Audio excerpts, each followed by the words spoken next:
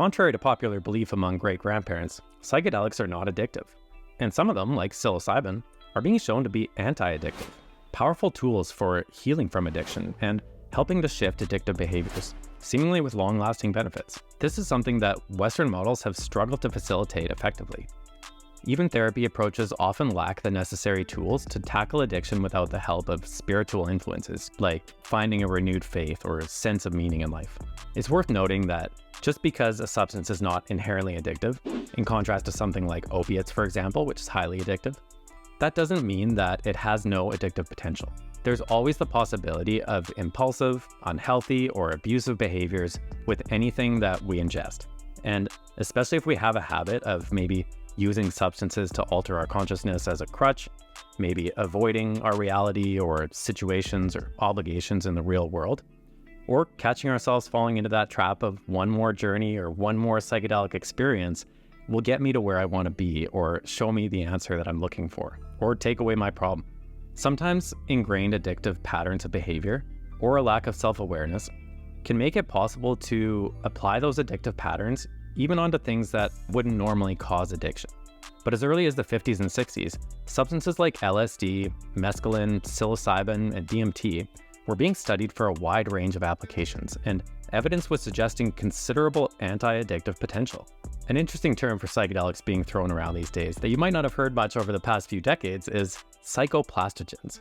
As this study says, psychedelics belong to a more general class of compounds known as psychoplastogens, which robustly promote structural and functional neuroplasticity in key circuits relevant to brain health.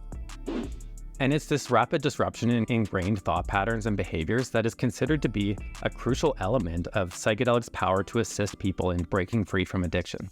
As Professor David Nutt observes in his interview, The Neuroscience of Psychedelic Drugs with Technology Networks, the common factor in those three disorders, referring to tobacco, alcohol, and depression, is the inability of the brain to disengage from maladaptive brain processes.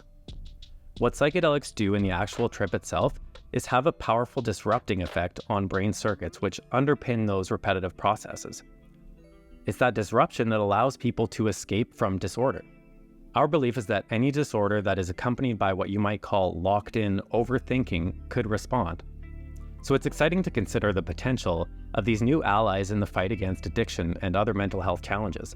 But we also want to keep our heads on straight so that those who are looking to battle addiction with psychedelics can create the supports around them that will really assist in making that transition. Dr. Nutt goes on to say this about self-medication, and although he labels depression here, it's likely valid for any type of healing intention, and these challenges often overlap. He says, I do have worries about depressed people using it recreationally because we have found that the effects of psilocybin in depression are usually very difficult, painful, and challenging. And I would not have been comfortable with people self-medicating in the middle of a mountain with mushrooms if they go through the kind of trips that our depressed patients went through. If you're using these for medicine, you need to have appropriate psychotherapy and medical cover. So addiction can be a really big challenge, and it's one that we, as a society, could really use some new tools to work with. So it's not surprising that there's so much excitement about the research into psychedelic substances. Nowadays, more and more research is showing strikingly positive evidence that psychedelics themselves are not addictive, but rather, psychedelics treat addiction. Do you have any personal stories of using psychedelics to treat addiction? We'd love to hear in the comments some of your thoughts and experiences or questions. Let us know down below, and if you enjoyed this video, then check out this video next.